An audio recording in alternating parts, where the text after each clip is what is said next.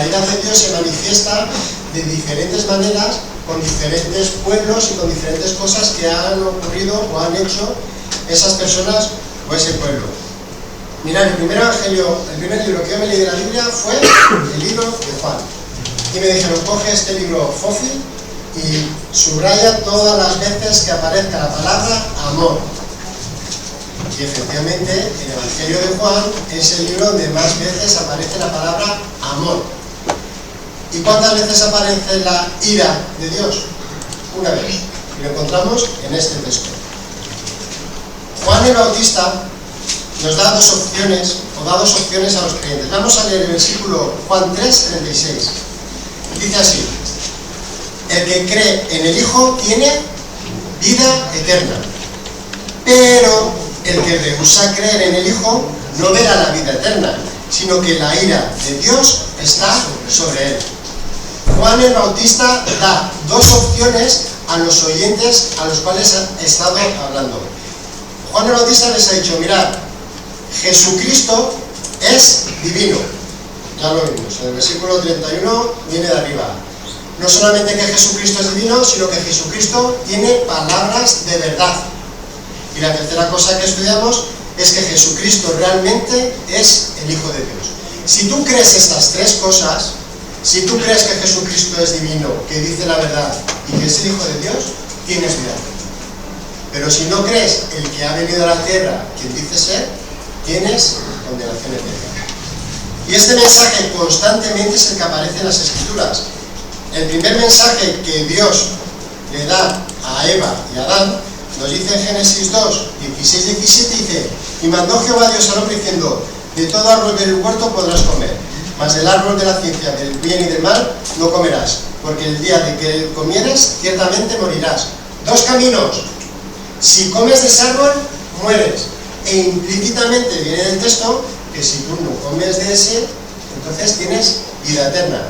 Es más, en Génesis, un capítulo más tarde, en Génesis 4:7, le dice a Caín Dios: si bien hicieres, no serás enaltecido, pero si no hicieres bien, el pecado está a la puerta, y con todo esto a ti será tu deseo, y tú te enseñorearás de él. Dios le está diciendo, Caín, que tienes dos caminos: si haces bien, no serás enaltecido, pero si hicieres mal, el pecado se va a enseñorear de ti y vas a hacer al final lo que el pecado te está diciendo que tienes que hacer, que era matar a su hermano. Con Moisés, la ley: si obedeces, bendición; si no obedeces, maldición. Se lo dice claramente al pueblo de Israel. Josué, antes de entrar a la tierra prometida: a ver, ¿con quién vais a seguir vosotros? Porque yo y mi casa serviremos al Señor. Los profetas, constantemente, una y otra vez, el mensaje siempre es el mismo: volveos al Señor, porque si no, vendrá destrucción, vendrá el juicio.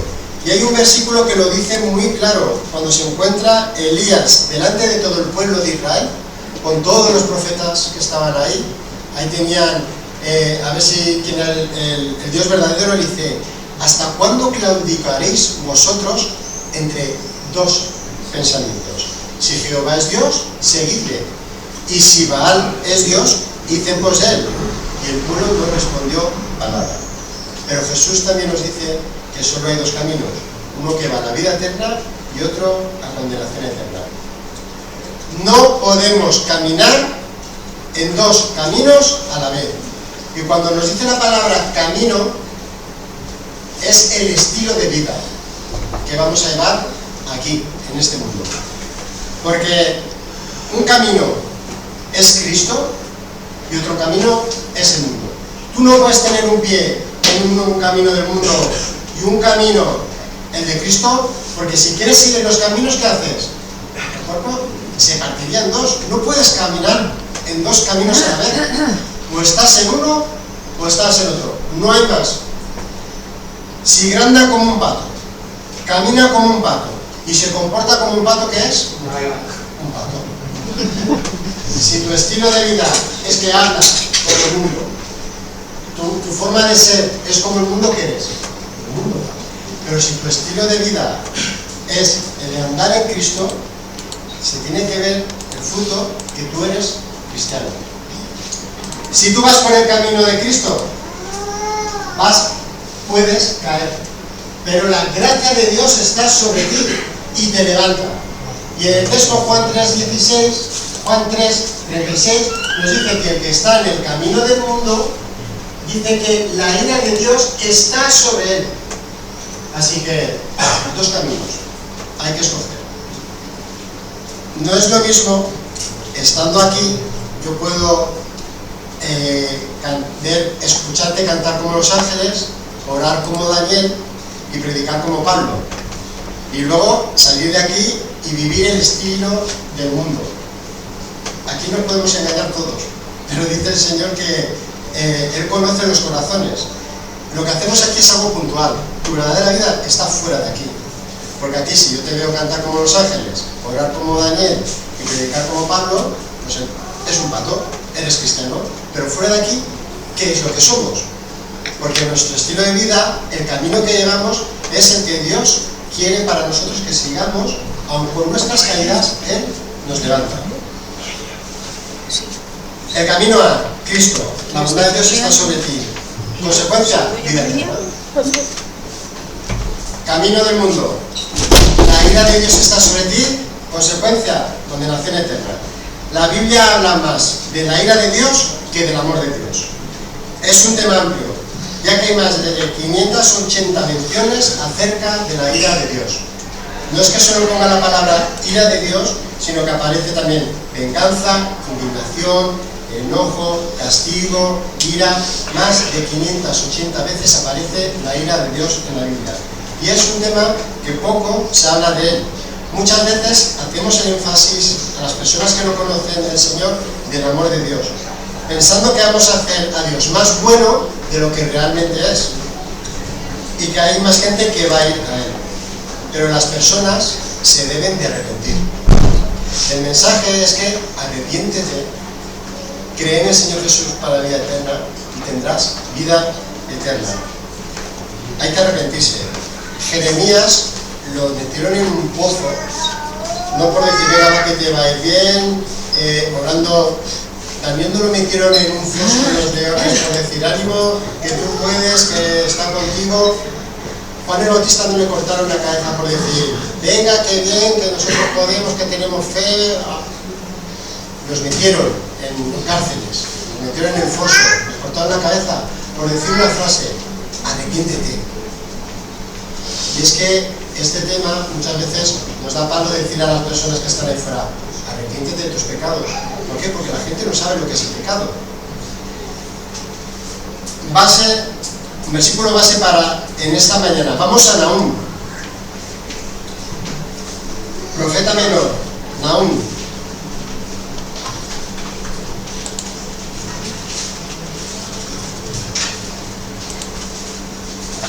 Jonás, Miqueas, Nahum. Capítulo 1, porque vamos a ver dos versículos. Si yo os digo Nínive, ¿a qué os suena? A Jonás. ¿Os acordáis de Jonás? Que Dios le dice, Jonás, tienes que ir a Nínive, que era la capital de Asiria, y el imperio asirio eran los que iban a ir a Israel y los iban a coger, los iban a deportar, y la nación de Israel iba a desaparecer, se los iban a llevar deportados a Siria. Esa era la potencia mundial. Y 125 años de Nahum antes, le dice Dios al profeta Jonás, Jonás, ve a Nínive y diles un mensaje, que se arrepientan, porque si no 40 días los destruiré. Y Jonás les dice, voy a ir, pero para la otra parte.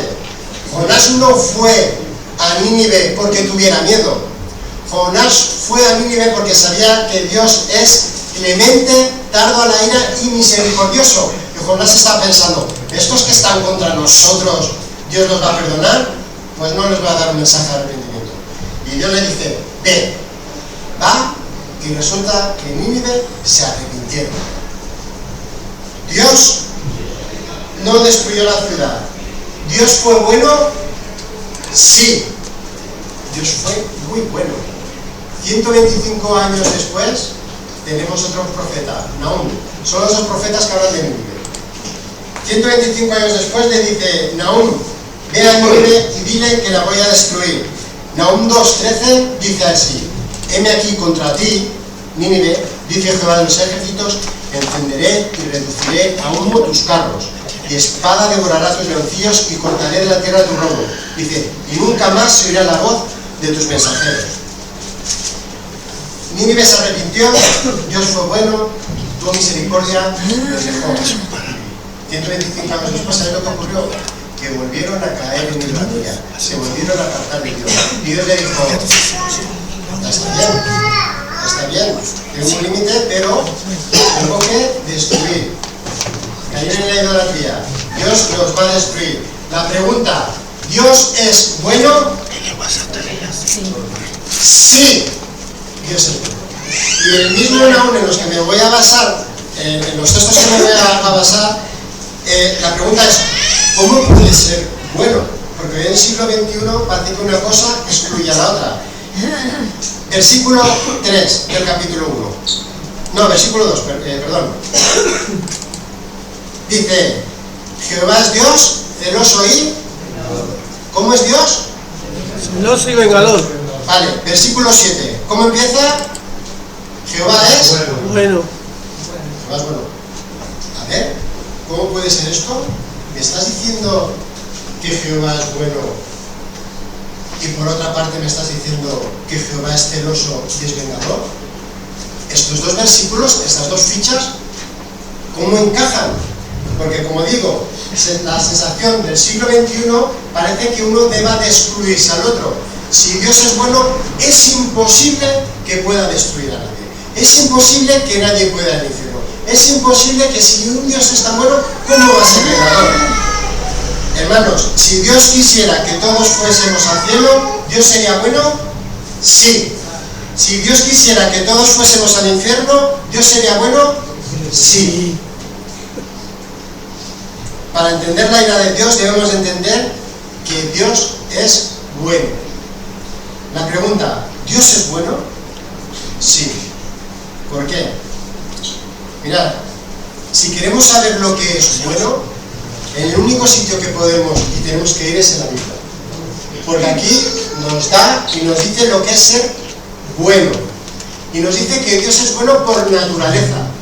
Es decir, uno de los atributos o una de las cualidades que Dios tiene innata es que Dios es bueno, que no hay maldad en Él, que no hay nada malo en Él y que siempre actúa de acuerdo a lo que es correcto, a lo que es verdadero, a lo que es bueno. No hay nada malo en Él, es puro. La bondad de Dios es parte de su naturaleza. Dios es bueno. Y Él no puede contradecir a su naturaleza. El ejemplo del pato. Si habla como pato, si camina como pato y se comporta como pato, es un pato. Dios no puede ser otra cosa. No puede ir en contra de su naturaleza. ¿Tú ves a un águila comiendo espaguetis? Imposible, porque va en contra de su naturaleza. Imposible. En Dios no hay maldad, Dios es bueno. Pues eso es lo que es Dios. Las Escrituras nos dicen una y otra vez que Dios es bueno. Nos dice, Salmo 106.1, ¿cómo empieza? Nos dice, Salmo 106.1, alabad al Señor porque Él es bueno. Salmo 107, ¿cómo empieza? Alabad al Señor porque Él es bueno. Salmo 118 nos dice, alabad al Señor porque Él es bueno y porque para siempre es su misericordia. Y en el texto de Nahum, el versículo 7, nos dice que Jehová es bueno. Así que la Biblia nos dice que Dios es bueno, por naturaleza. La segunda cosa que por qué Dios es bueno. Mirad, Dios es bueno porque es justo. Todos queremos que los jueces sean justos, ¿no? Que se haga justicia, que si alguien se salta la ley, pues que vaya a la cárcel. Si alguien mata, si alguien viola, si alguien roba, y el juez le dice a la cárcel, tienes que pagar por lo que has hecho, y de ahí no sales hasta el final, ¿es un buen juez o es un mal juez? Pues es un buen juez, que está impartiendo justicia. Tú te mereces lo que has hecho. Has robado, has matado, a la cárcel. Y de ahí no sales. Es un buen juez, porque hace justicia. Pero, si al que ha hecho la maldad, ha robado, ha matado, y el juez le dijera, fuera, no vas a entrar a la cárcel. Diríamos que sería un juez injusto, que es un juez malo. Diríamos que no ha hecho justicia, que es injusto. Asimismo, Dios, que es santo, santo, santo, es decir, que no tolera el pecado, que no puede ver el pecado, que vomita cuando ve el pecado, que le asquea del pecado, que aparta su mirada, porque es que el pecado no lo puede ver. Y nosotros somos pecadores, no nos puede ver. Solamente nos puede ver a través del Señor Jesucristo. Cuando nos unimos a Él, como si fuera un vaso, y estamos en Cristo. Estos somos nosotros, nos metemos allí y estamos en Cristo. Dios siempre ve al Hijo, no nos ve a nosotros, porque nosotros estamos en Cristo. Cuando nosotros oramos, los pecadores que somos, ¿sabéis quién es el que ora por nosotros? Jesucristo. Va con nuestras peticiones al Padre, el Padre ve esto es lo que quiere, esto es lo que quiere, pero si no está la firma del Hijo, no la acepta. Por eso decimos al final, en el nombre de nuestro Señor Jesucristo, amén. ¿Ven? Y el Señor acepta. Nosotros delante no tenemos que hacer nada. No podemos hacer nada. ¡Ay de mí, que soy pecador, de labios inmundos, ante un Dios que es santo, santo, santo! Menos mal que estamos en Cristo Jesús, por el cual podemos ir delante del Padre. Él nos mira a través del Hijo, no nos ve a nosotros, porque nosotros somos pecadores. Hasta que nos vayamos con Él, resucitémonos de un cuerpo glorioso y le podamos ver entonces sí, cara a cara. Ahí sí que le veremos cara a cara, ¿vale? En Jesucristo. Nos dice, Él aparta su mirada del pecado porque va en contra de su naturaleza. Algo tiene que hacer con eso. Así que se pone como juez para hacer justicia. ¿Cómo que Dios es juez? Salmo 75:7 nos dice, mas Dios es juez. Hasta ahí voy a leer. Luego dice, hazte humilla y aquí adelante. Mas Dios es juez. Hermanos, así que tenemos a un Dios que es un buen juez, porque castiga la injusticia, que sabe lo que es bueno y lo que es malo, porque nosotros vemos las apariencias, pero Dios mira el corazón y las intenciones de cada persona. Nahum 1:3 dice, Jehová es tardo para la ira y grande en poder. Y mira lo que dice ahora, y no tendrá por inocente al culpable. Es un buen juez. No pretendamos que nos vamos a salir de rositas habiendo hecho las cosas malas. No va a tener por inocente al que es culpable, que es un Dios justo, que habrá un juicio y Dios es justo. Así que Dios es bueno por naturaleza, Dios es bueno porque es justo, y Dios es bueno porque es misericordioso. Porque su misericordia, como hemos leído en Salmo 118, porque el Señor es bueno y porque su misericordia es, ¿qué dice? Para siempre. Y es que estando aquí en la tierra, su misericordia y su gracia aún están disponibles. Antes del gran día del juicio, que ya no habrá nada que hacer. Cada respiración, cada segundo, cada oportunidad que Dios da es para que las personas se arrepientan antes del último día. Ahora bien, esto es lo que nos dice la palabra, que Dios es bueno. Esto es bueno. Pero uno que no conoce a Dios, para él, ¿qué es ser un Dios bueno o qué es ser bueno?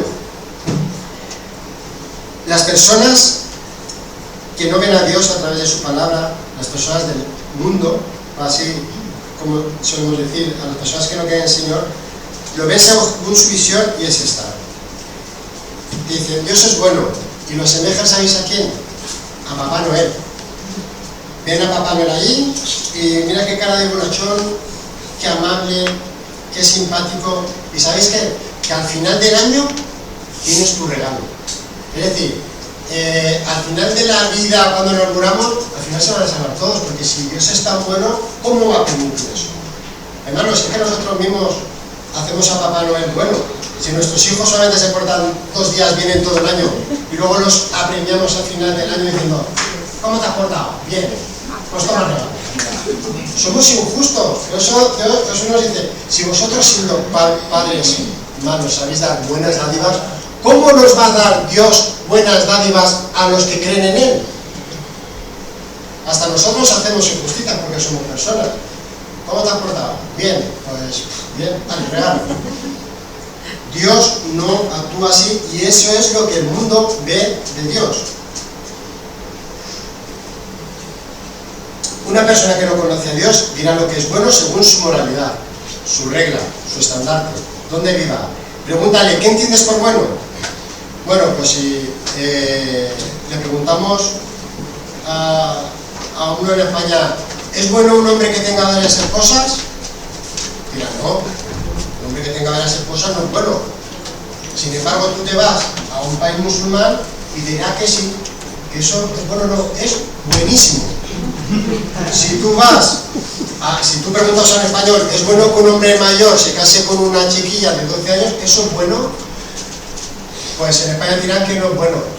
Pero hay más de 40 países que está permitido que personas mayores se casen con niñas de 12 años y en Afganistán con niñas de 11 años. Y para ellos sí que es bueno. Si tú le preguntas a un español, ¿es bueno comer jamón? Dirá sí. Pero si tú, hasta donde sea. Pero si tú le dices a un judío musulmán, ¿es bueno comer jamón? Según su moralidad, ¿sabes lo que va a decir? Ni tocarlo.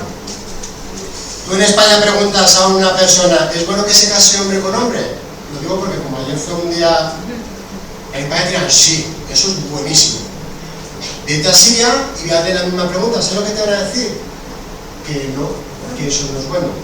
Así que llegamos a la conclusión de que cada uno de nosotros a nivel mundial pone la regla o la vara a medir y cada uno tiene su definición de lo que es bueno y de lo que no. Entonces, en esta vida siempre podemos decirle al que está al lado, ¿quién eres tú para decirme lo que es bueno y lo que no? Porque al final todo el mundo es sabio en su propia opinión. Desde la caída, el hombre como pecador ha distorsionado lo que es bueno y a veces no sabe diferenciar lo que es bueno de lo que es malo. Dios le dice a Jonás, cuando está con los de Nínive, a ver Jonás, he tenido misericordia de ellos, ¿sabes por qué? Porque no saben dónde tienen ni la mano derecha ni la izquierda. Es que se confunden, les está diciendo, es que no saben ni lo que es bueno ni lo que es malo, que no saben diferenciarlo. Tú puedes creerte que eres bueno porque no mato, porque no robo, porque no hago mal a nadie. Dime, ¿Judas mató a alguien? No mató a nadie. ¿Quién decide lo que es bueno y lo que no? Dios. Por eso la moral es objetiva, es decir, que nos tiene que venir de fuera, de afuera. Dios impone o da la regla, nos da la altura a donde hay que llegar para saber lo que es bueno. Por eso la moral nunca es subjetiva, es decir, no es lo que yo pienso, lo que yo creo, lo que yo... No. La moral siempre es objetiva, que viene de fuera, que viene de Dios. ¿Cómo sabemos nosotros lo que es bueno o no? Por su palabra. Sabemos lo que es bueno y lo que no. Su palabra es la máxima autoridad moral en este planeta. Única regla de vida. Y esta palabra se hizo carne en la persona del Señor Jesucristo. Y nos enseñó un estilo de vida superior a lo que nosotros nos pensábamos, a lo que estábamos acostumbrados. Jesús vivió una vida por encima de todo lo que nos había dicho Dios que había que hacer. Y en pocas palabras, dice al judío, tú no eres bueno por hacer mil cosas, por mucho que hagas la ley. No. Gentil, tú no eres bueno porque sepas hacer tantas cosas. Tú, hombre, no eres bueno, ni mujer, ni gentil, ni hombre, ni rico, ni pobre, ni siervo, ni amo. ¿Quién es bueno? Ni tú, ni tú, ni tú, ni yo. Nadie es bueno. ¿Quién llega a la vara de medir que ha dicho Dios, la justicia está aquí? Nadie llega, porque lo que nosotros decimos que es bueno es hasta aquí. Porque Dios, Jesús, tuvo una vida superior que nadie llega a este estándar de vivir una vida sin pecado. Ninguno llega aquí, solo Jesús. Nosotros los que estamos aquí pensamos que es todo bueno. No llegamos. Ninguno llega. No hay justo ni a uno, por cuanto todos pecados están separados. Todos pecadores. ¿La paga del pecado qué es? muerte. Así que si Dios, que es un juez bueno, ¿cuál sería la sentencia de todos? Culpable. No llegamos. ¿Qué merecemos? El infierno. Y ahora sí, Dios seguiría siendo bueno. Y aquí aparece la ira de Dios. Estamos todos condenados. ¿Qué merecemos? La ira. Al infierno. Eso es lo que nos merecemos. Es lo único que nos merecemos. Dios como juez. Y el hombre humano, como pecador, como transgresor de la ley de Dios, lo que nos corresponde es la ira de Dios. Salmo 7:11, porque a veces pensamos que somos buenos y que Dios haga una cosa. Salmo 7:11 dice así: mirad cómo está el Señor. Salmo 7:11. Dios que es juez justo. Dice, Dios está como airado contra el impío, contra el pecador, todos los días. Todos los días. Aun no haciendo nada por pecadores, Él no nos puede ver. Que está siempre enfadado. No enfadado, ira. Esa es la palabra. Enfadado parece que... ira, que no puede. Todos los días. Salmo 5:5. Los insensatos no estarán delante de tus ojos. Dices, aborreces a todos los que hacen iniquidad. Le asquea a los insensatos. Los aborrece, los abomita a todos los que hacen iniquidad. Y todos los que estamos aquí hacemos iniquidad. Así que constantemente la ira de Dios está, como hemos leído en Juan 3:36, está sobre los impíos.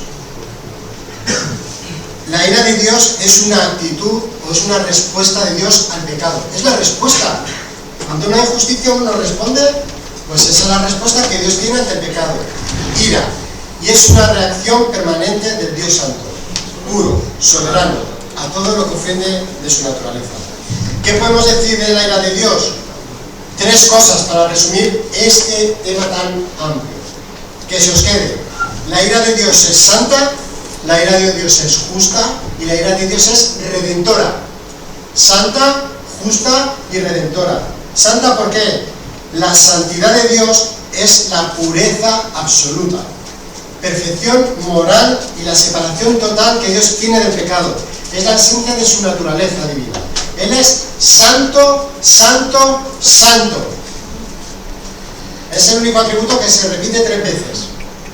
Él es santo. No puede ver nada del pecado. La ira de Dios no es la pérdida de autocontrol. No es un estallido irracional. No es caprichosa. No es injusta como puede ser la nuestra. Nahum 1:3 que dice: Jehová es tardo para la ira. Y eso es lo que os acabo de decir. Él no pierde control. Mirad, si yo lo tengo que asemejar a hoy, voy a poner aquí en medio de mi familia, María. Bueno, pues si yo tengo una discusión con mi hija, ¿sabéis el momento que empieza mi ira?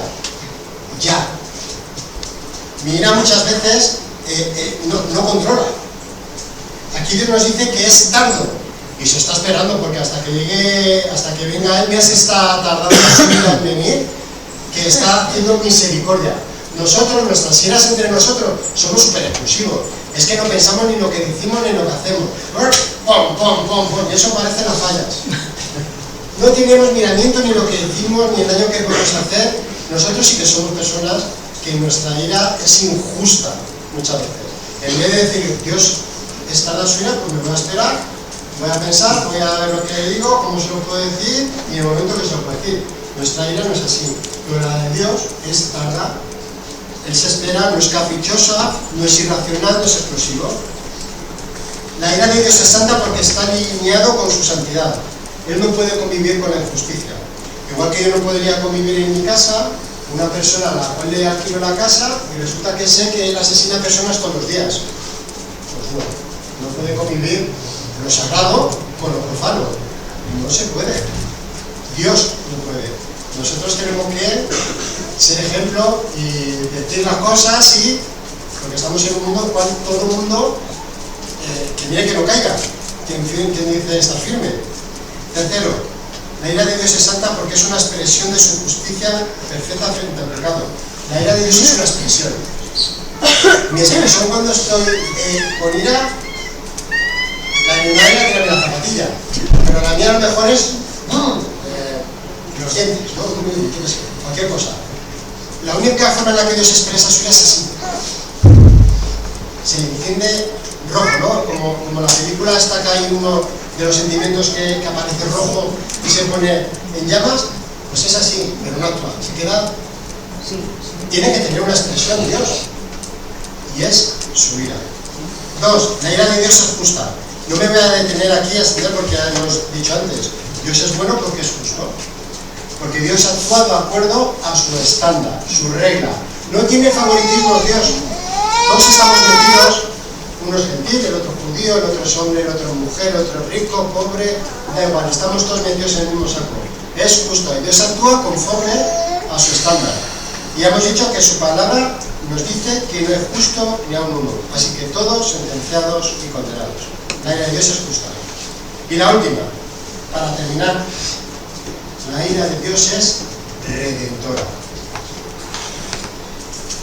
Si hemos leído en 1:2 que dice Jehová es Dios celoso, el versículo 6 dice ¿quién permanecerá delante de su ira?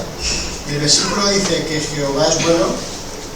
¿Cómo unimos las fichas de este puzzle? Solamente hay 2 fichas. Según este mundo, si Dios es bueno, ¿cómo puede ser vengador? ¿Cómo unimos las fichas? Parece que no une, ¿no? Si Dios es bueno, todo el mundo lo vamos a salvar al final. ¿Cómo hacemos que las fichas encajen? Y solamente hay 2 piezas del puzzle. Hermanos, la cruz. En la cruz siempre tenemos que ver 2 cosas, porque parece que solamente vemos una. Siempre vemos el amor de Dios. Qué bueno es Dios. Que envió a su Hijo Jesucristo a morir por mí. Amén. Pero la otra ficha es la ira del Padre con el Señor Jesucristo, que sí que fue ejecutada. Teniendo que recibirla nosotros, la recibió Él. Y así parece que nosotros nunca vamos a tener la ira de Dios. Claro que no. Pero la recibió el Señor Jesucristo. Y tenemos que pensar que Dios es santo, es justo, y lo que yo merecía no lo he recibido. Lo ha recibido el Señor Jesucristo. Así que las 2 fichas. Jehová, Dios es celoso y vengador. Sí. Y lo hizo el Señor Jesucristo por mí. ¿Y Dios es bueno? Sí. Pero el Señor Jesucristo y con el amor que ha tenido, ahora podemos ser salvos. Ahí están las 2 fichas del puzzle. La solución del problema acaba bien porque hay uno que recibe la justicia de Dios ante la santidad de Él. Jesús murió en la cruz no porque cuánto valemos o qué buenos somos, porque mira, si fuésemos buenos no hubiera venido a morir por nosotros. Cristo Jesús murió en la cruz por lo malo que somos, por lo impíos que somos, porque no hacemos otra cosa sino que pecar, que pecar, que pecar y que pecar. Eso es lo que hacemos constantemente. No somos buenos. Cristo murió porque éramos malos, no porque valiéramos en un sentido. Sí, somos hechos a su imagen y su semejanza. Y el valor de la vida lo tiene aquí, porque nos ha creado Él. Cristo, la ira de Dios es redentora porque la cruz. ¿Quién estuvo en la cruz? Cristo. Cristo es nuestra propiciación. Y es una palabra que suena hoy en día, siglo XXI. ¿Qué es eso? Propiciación. Satisfacción. Cristo es satisfacción. El carácter santo y justo de Dios demandaba un pago por el pecado, porque todos hemos quebrantado su ley. Quien lo hace, lo paga. El hombre como pecador no puede hacer nada para satisfacer. Es más, una y otra vez rompemos siempre las leyes de Dios. Constantemente rompemos lo que Dios demanda. Dios quiere justicia y nosotros somos injustos. ¿Cuál es la consecuencia? Muerte. En Romanos 1:18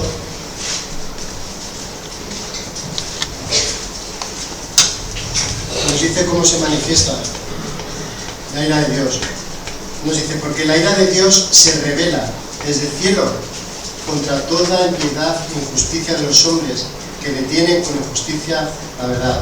Muchas cosas de las que ocurren hoy a nuestro alrededor, en nuestro mundo, las injusticias que hace Dios, siempre hace justicia. En el Antiguo Testamento vemos cómo hace justicia al pueblo de Babilonia, a los asirios, a Israel, a Judea, porque eran impíos y necesitan justicia. No va a dejar inocente al que es culpable, hace justicia. ¿Hay alguna solución? Sí, que pague alguien por el pecado para saldar nuestras cuentas, porque si no seguimos bajo la ira de Dios. Solo Jesucristo, el Hijo de Dios, como nos dice Juan el Bautista, el justo, podía satisfacer las demandas del Dios Santo y justo mediante un sacrificio, que es Jesús, el Cordero de Dios, sin mancha, sin defecto. Fue a la cruz para recibir la ira de Dios. Así que Dios sí que tuvo ira y la descargó sobre su Hijo. Golpe tras golpe recibió lo que nosotros merecíamos. Él fue nuestro sustituto, el justo por los injustos. Al que no conoció pecado, por nosotros lo hizo pecado para que nosotros fuésemos hechos justicia de Dios. Es decir, para que fuésemos hechos justos en Él. Y con este sacrificio Dios quedó satisfecho y su demanda quedó satisfecha. El pecado ya ha sido castigado, ya ha sido pagado por el Señor Jesucristo y nosotros, como si lo hubiéramos pagado, por la muerte de la cruz. ¿Y ahora qué? Hermanos, hay más. En la cruz el Señor Jesús derramó su sangre. Y cuando dice que derramó su sangre es algo voluntario, es algo intencionado. Cuando tú echas un vaso, derramó, no se desangró, su sangre en la cruz para perdón de pecados, porque sin derramamiento de sangre no hay perdón de pecados. Esa sangre es la que limpiaba, la que expiaba, que es quitar la culpa del pueblo como hacían en el Antiguo Testamento. La sangre de un animal, que en esa era símbolo de la realidad que iba a ser el Señor Jesucristo con su sangre, quitaba los pecados del pueblo. Había un día, el día de la expiación, entraba el sumo sacerdote con la sangre del cordero y rociaba, estaba el arca, la parte de arriba era propiciatorio, por eso propiciación, propiciatorio, tiraba la sangre donde estaban los querubines, y Dios cuando veía eso, lo que hacía era tener una reconciliación con el pueblo. Que ya somos amigos, porque he visto que alguien ha pagado la injusticia. En este caso era un animal que su sangre era símbolo, no que limpiaba los pecados, como nos dicen Hebreos, no tenía valor, pero era símbolo de lo que el Señor Jesucristo luego iba a hacer, que sí que tiene valor. No solo ha pagado, ha recibido, sino también que es borrado nuestro pecado, pero hay más. Con su sangre te compró, no con oro, ni con plata, ni con cosas perecederas. ¿Para qué te compró? Colosenses. Vamos a Colosenses 1, 13, 14. Colosenses 1, 13, 14. Dice así: el cual nos ha librado de la potestad de las tinieblas y trasladado al reino de su amado Hijo, en quien tenemos redención por su sangre, el perdón de pecados. Nos ha librado de la ira venidera, de la potestad, y nos ha trasladado a la luz, a su reino, al reino del Hijo amado, en el cual hay gente de todo tribu, lengua y nación. El Padre queda satisfecho, aplaca su ira, ese sacrificio ya se aplaca. Y ahora está con nosotros, reconciliados, y podemos decir, si Dios es con nosotros, ¿quién contra nosotros? Porque ahora podemos entrar por medio de Jesús, y el mismo Jesús nos lleva. Colosenses 1, 20, 22 nos dice: y por medio de Cristo reconciliar consigo todas las cosas, las que están en la tierra como las que están en los cielos, dice, haciendo la paz mediante la sangre de su cruz. Y vosotros también, que erais de otro tiempo extraño y enemigos en vuestra mente y haciendo malas obras, ahora os ha reconciliado. Nos coge de la mano, nos presenta delante del Padre, nos presenta como santos, sin mancha, y no hay cosa que palabra más bonita, irreprensibles, que nadie puede decir nada acerca de vosotros, nada, nadie te puede acusar. Mira, irreprensibles delante de Dios. Nadie puede decir que menudo hijos, que no, irreprensibles delante de Dios. Hermanos, pero hay más.